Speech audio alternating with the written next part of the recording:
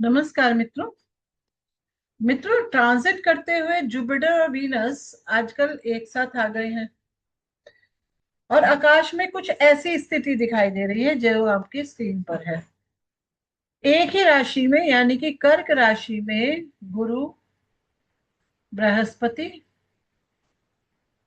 और गुरु शुक्र का एक साथ होना एक अद्भुत खगोलीय घटना का को दिखा रहा है। और 9 जून 10 जून को ये बिल्कुल एक ही साथ बिल्कुल एक ही डिग्री पर हैं। और सभी लोग इसके बारे में काफी, खासकर एस्ट्रोलॉजिकल डिपार्टमेंट जो है हमारे, एस्ट्रोलॉजी वाले सभी लोग इसके बारे में बहुत बातें कर रहे हैं। तो ये एक शुभ युति मानी जा रही है कि गुरु और शुक्र का एक साथ बिल्कुल एक ही राशि में एक ही अंशों पर हो जाना। ठीक है। जबकि जब मैं वीडियो बना रही हूँ, आज 10 जून है, और 10 जून को जब मैंने ये वीडियो बनाना शुरू किया तो गुरु, मैंने देखा कि 1 डिग्री 31 मिनट पे थे और शुक्र 1 डिग्री 51 मिनट पर है। तो हाउएवर ये ग्रह युद्ध भी कहलाता है। सभी लोग जानते हैं जब 1 डिग्री से भी कम का डिफरेंस हो दो प्लैनेट्स के बीच में, तो दोनों प्लैनेट्स क्या होंगे, ग्रह युद्ध भी यही है। इस समय होने वाले जो बच्चे होंगे, जातक होंगे, उनकी कुंडली में अगर गुरु और शुक्र कर्क राशि में दिखाई देंगे और वो ग्रह युद्ध में होंगे। अब हम लोग जो एक्चुअली बातें कर रहे हैं, हम लोग बात कर रहे हैं कुछ प्लैनेट्स के कारक तत्वों की। क्योंकि एस्ट्रोलॉजी में सबसे पहले तो ये समझना बहुत ज्यादा इंपॉर्टेंट है कि किसी भी ग्रह के कारक तत्व क्या हैं, वो किस चीज के सिग्निफिकेटर हैं, क्या देना चाहते हैं जातक को। तो देवगुरु बृहस्पति की बात करें तो सबसे शुभ ग्रह है ये पूरे चक्र के, सबसे शुभ ग्रह। जिस भी भाव को देखते हैं, जिस भी भाव पे दृष्टि डालेंगे, और इनकी दृष्टि कौन कौन सी होती है, पांचवी, सातवीं और नवीं, और उसमें खूब वृद्धि करते हैं, वृद्धि करने वाले हैं ये। और गुरु से यदि शुक्र द्वादश स्थान में हो तो मनुष्य विशेष धनवान व समृद्ध होता है। ये अब सूत्र आ गए। ये जो बुक मैं पढ़ रही हूँ, ये पढ़ रही हूँ फलित सूत्र बुक, ज्योतिषविद जगन्नाथ भसीन जी की किताब है। और इसमें ये लिखते हैं कि गुरु से शुक्र अगर 12th हाउस में हो, द्वादश हो, तो मनुष्य विशेष धनवान और समृद्ध होता है। ठीक है। तो अगर हम कहें कि गुरु यहां पर है, इसका कलर मैं चेंज कर लेती हूँ।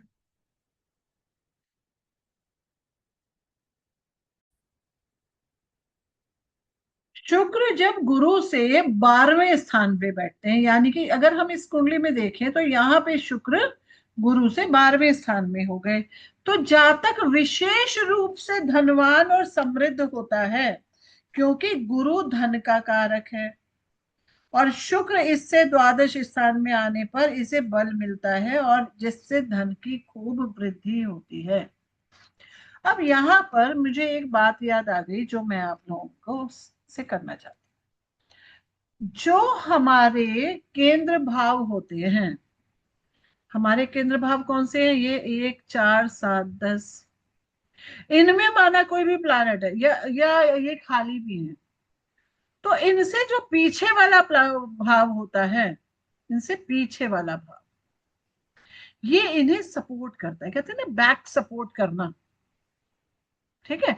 जैसे सेकंड भाव को लगना सपोर्ट करता है, थर्ड भाव को ये सपोर्ट करता है, ऐसे ही इसे ये सपोर्ट करता है। तो इसी तरह से जब शुक्र गुरु से 12वें स्थान में होते हैं तो व्यक्ति विशेष धनवान होता है, और क्योंकि गुरु क्या है, धन का कारक है,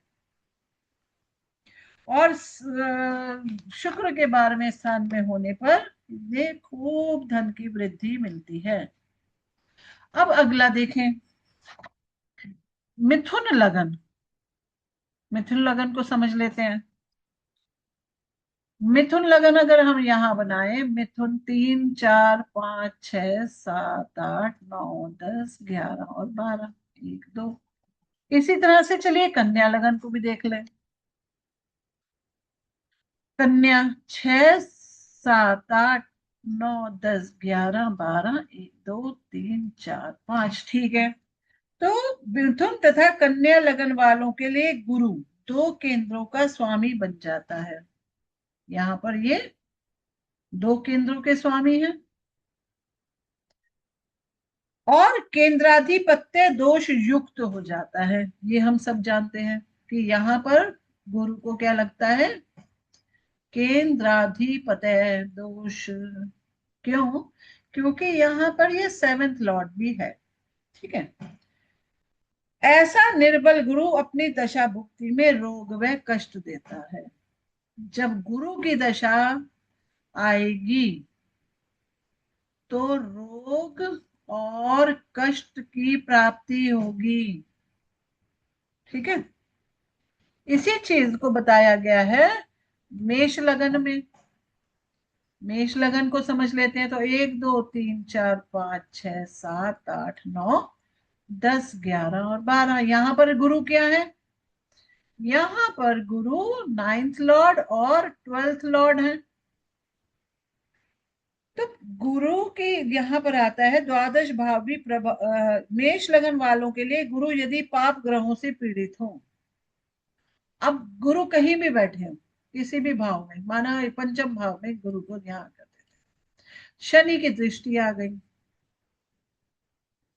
या फिर मंगल की दृष्टि आ गई। ठीक है। तो राहु केतु के एक्सिस में आ गए, केतु यहाँ है, राहु यहाँ है, राहु केतु के एक्सिस आ गया।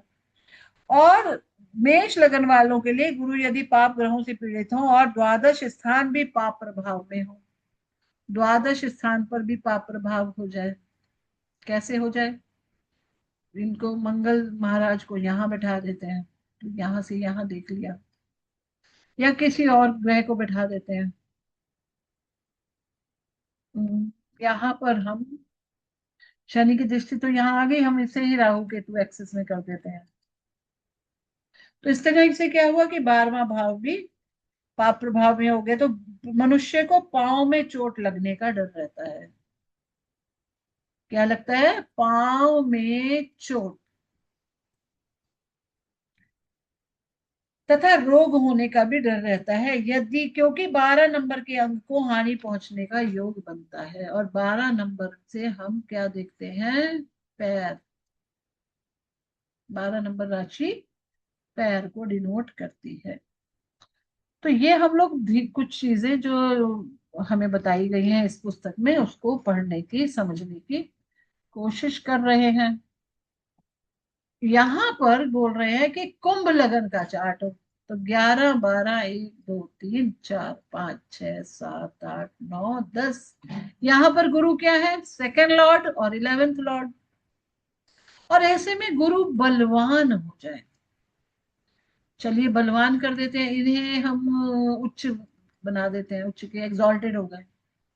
तो यह एक वरदान सिद्ध होता है। ऐसा बली गुरु जिस भाव भावेश को देखेगा उसे विशेष रूप से प्रफुल्लित करेगा।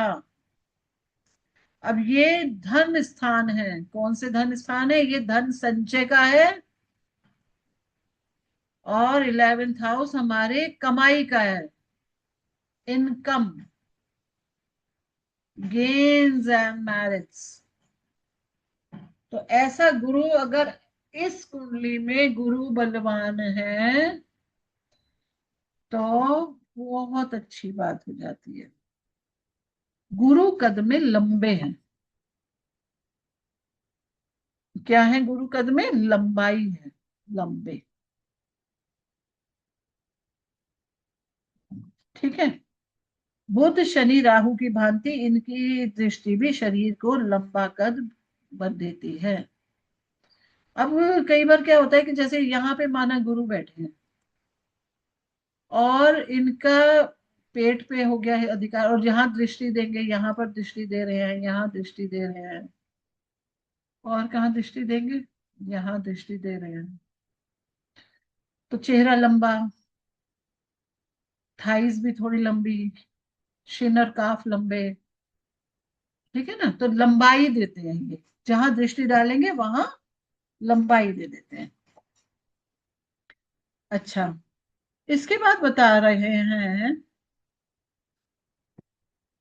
स्त्रियों के लिए गुरु विशेष महत्व रखते हैं। क्यों स्त्रियों के लिए विशेष महत्व क्यों रखते हैं? देखिए, ये विवाह के कारक तो नहीं है। विवाह के कारक कौन है? शुक्र। लेकिन ये पति के कारक है। पति के कारक गुरु देव बृहस्पति हैं। स्त्रियों के लिए गुरु विशेष महत्व रखते हैं क्योंकि प्रत्येक स्त्री की कुंडली में गुरु पति का कारक होता है। अतः गुरु सप्तमाधिपति हो जाए, यानी कि गुरु की राशि यहां आ जाए, सप्तमाधिपति हो जाए और बलवान हो। बलवान हो मतलब, इसको हम आगे नंबरिंग कर लेते हैं। अब बलवान में या तो उच्च के हो जाएं, स्वराशि के हो जाएं, और स्वराशि के इनको करें तो मित्र राशि में हो जाएं। चलिए, स्वराशि के गुरु हो गए, तो वो स्त्री के को पति का सुख मिलता है, उसका प्यार मिलता है। लेकिन इसके विपरीत, यदि स्त्री की कुंडली में सप्तमेश गुरु सूर्य शनि राहु आदि पृथकता जनक ग्रहों के प्रभाव में आ जाए, तो इनमें से दो ग्रहों का प्रभाव सप्तम भाव पर भी पड़ता हो, तो पति स्त्री पति का त्याग दी जाती है और तलाक की नौबत आ जाती है। इस सूत्र को बहुत ध्यान से समझना चाहिए, ठीक है। तो यहाँ पे जो हमने पहली कुंडली बनाई, उसमें यहाँ पर 9 नंबर लिख लेते हैं, 9 10 11 12, 1 2 3 4 5 6 7 8। गुरु कमजोर कर दिए। कहाँ कमजोर करें बताइए, कहीं बैठा देते हैं, नीच के कर देते हैं, इन पर पाप प्रभाव भी हो जाए। शनि महाराज यहां से बैठकर देख रहे हैं, या फिर मंगल देव देख रहे हैं, या राहु केतु के एक्सिस में आ गए, राहु की दृष्टि पड़ जाए, तो राहु की दृष्टि यहां से पड़ जाएगी, 1 2 3 4 5, ठीक है। तो राहु की दृष्टि पड़ गई, सप्तम भाव भी पीड़ा में आ जाए, तो शनि यहाँ बैठ गए और सप्तम भाव को देख रहे हैं, तो इस तरह से सप्तम भाव भी पीड़ित हो गया, सेवेंथ हाउस इन्फ्लिक्ट। अच्छा, एक और चीज है, अफ्लिक्शन, जिसे बोलते हैं अफ्लिक्शन, यानी कि प्रॉब्लम आना, अफ्लिक्शन। अफ्लिक्शन आता है sixth Lord, seven eighth Lord और 12th लॉर्ड से। शुक्र साथ बैठ जाए, शुक्र देख लें, ठीक है, 8th लॉर्ड यानी कि शनि की दृष्टि आ जाए, 6th लॉर्ड मंगल है, मंगल की दृष्टि आ जाए, मंगल यहां बैठ जाए, तो पीड़ा हो गई ना, ये पीड़ा कहलाती है, अफ्लिक्शन ही पीड़ा है। अब पीड़ा करने वाले कौन से लॉर्ड होते हैं? 6th Lord, 8th Lord, 12th Lord. तो ऐसे में विवाह का टूटना, विवाह टूट जाता है, ठीक है। तो गुरु को ऐसे भी समझना चाहिए, पृथकता जनक ग्रह है। तो पृथकता जनक ग्रह कौन कौन से हो गए? जैसे राहु शनि, इनका प्रभाव आ जाए तो। आगे कहते हैं मीन लगन वालों का गुरु, मीन लगन पहले बना ले, 12 1 2 3 4 5 6 7 8 9 10 11। मीन लगन वालों का गुरु राज्य से प्रतिष्ठा दिलाता है, लेकिन तब दिलाता है जब ये बलवान हो, उच्च के हो जाएं, स्व राशि में बैठ जाएं, मित्र राशि में बैठ जाए। स्वराशि तो यहां आ गई, ये भी है, ठीक है। तब ये क्या करेंगे? राज्य से सम्मान दिलवाएंगे, राज्य से सम्मान। ठीक। तो कह रहे हैं कि राज्य की कृपा मिलती है और गुरु स्वयं लगन तथा दशम दो मानप्रद भावों का स्वामी बन जाता है। लगन और दशम दोनों का स्वामी है, ये तो आपको समझ ही आ रहा है कि लगन लॉर्ड है और टेंथ लॉर्ड है, और उच्च के भी हो गए या फिर मित्र राशि में भी हो गए, बली हो गए। तो ऐसे में राज्य से सम्मान मिलना लाजमी है। इसी चीज को अब आगे देखते हैं वृश्चिक लगन वालों के लिए। तो 8 9 10 11 12 1 2 3 4 5 6 7, यहाँ ये सेकंड लॉर्ड है और फिफ्थ लॉर्ड है। वृश्चिक लगन वालों का बलवान गुरु, अगर गुरुदेव नाइन्थ हाउस में है तो उच्च के हो गए, बलवान गुरु भी उनको वाक शक्ति देता है। वाक शक्ति मतलब ओरेशन की पावर, ओरेटोरियल पावर देता है। बहुत अच्छे वक्ता हो सकते हैं ऐसे लोग। वक्ता, वाक्ता नहीं वक्ता, बहुत अच्छे वक्ता हो सकते हैं, स्पीकर, पब्लिक में बोलेंगे। तुला लगन वालों के लिए, तुला लगन ले लेते हैं यहाँ 7 8 9 10 11 12 1 2 3 4 5 6, यहाँ पर ये थर्ड लॉर्ड है और सिक्स लॉर्ड है में नवम भाव में स्थित ग्रह है गुरु। तुला लगन वालों का नवम स्थान में स्थित गुरु बहुत गुरु भक्ति या गुरु संलिप्तता, संलग्नता व सानिध्य देता है, क्योंकि गुरु तृतीयेश बन जाता है। यहाँ पर बैठा हुआ गुरु, ये देखिए कहाँ देख रहा है, अपने ही घर को देख रहा है। तो ऐसा जातक क्या होगा, अपने गुरुओं को बहुत मान सम्मान देने वाला, गुरु भक्त होगा। अब आगे देखते हैं, और भी एग्जाम्पल्स हैं। लगन में अगर गुरु हैं तो किसी भी राशि में हो तो इनको यहाँ पर डायरेक्शनल स्ट्रेंथ होती है। डायरेक्शनल स्ट्रेंथ, क्योंकि गुरु पूर्व दिशा में बली होते हैं, पूर्व दिशा में गुरु बली होते हैं। ठीक है। तुला लगन के लिए एक और बात लिखी है, इसको भी हम समझ लेते हैं। तुला लगन में 7 8 9 10 11 12 1 2 3 4 5 6, तुला लगन के लिए कन्या का गुरु, कन्या का गुरु मतलब यहाँ पर ट्वेल्थ हाउस में बैठे गुरु, अर्थात शत्रु राशि में द्वादश स्थान में बैठे हुए गुरु। देखिए यहाँ पर अनिज अच्छा स्थान नहीं है, द्वादश स्थान, ट्वेल्थ हाउस में बैठ गए हैं, शत्रु राशि में बैठ गए हैं, फिर भी पुत्रदायक होते हैं। पुत्रदायक मतलब फिर भी गुरु यहाँ पर अच्छी स्थिति देते हैं, बहुत अच्छा फल देते हैं। 1 2 3 4 5, यहाँ पर दृष्टि आती है, यहाँ पर दृष्टि आती है, और यहाँ पर दृष्टि आती है। तो यहाँ बुक लिखती है कि ये अनिष्ट स्थान में होने के बावजूद होकर भी पुत्रदायक है, यदि वक्रीय हो अन्यथा नहीं। बात अब यहाँ पर है कि अगर ये वक्रीय हो तब ये कंडीशन है। अगर माना वक्रीय गुरु कन्या राशि में तुला लग्न में बैठे हैं 12 नंबर हाउस में, क्योंकि बुद्धिदाता बुद्ध से गुरु बल पाता है। अब यहाँ पर देखिए ये इन्होंने और रहस्य खोल दिया कि जब भी कोई प्लैनेट रेट्रो होता है और वो जिस राशि में बैठता है उसके राशिश से बल की प्राप्ति करता है। ठीक है ना, उसके राशिश से बल की प्राप्ति करता है, ये वक्रीय ग्रहों का गुण है। आगे देखते हैं, इनका जो हर ग्रह का एक वर्ग होता है, तो इनका वर्ग है त वर्ग।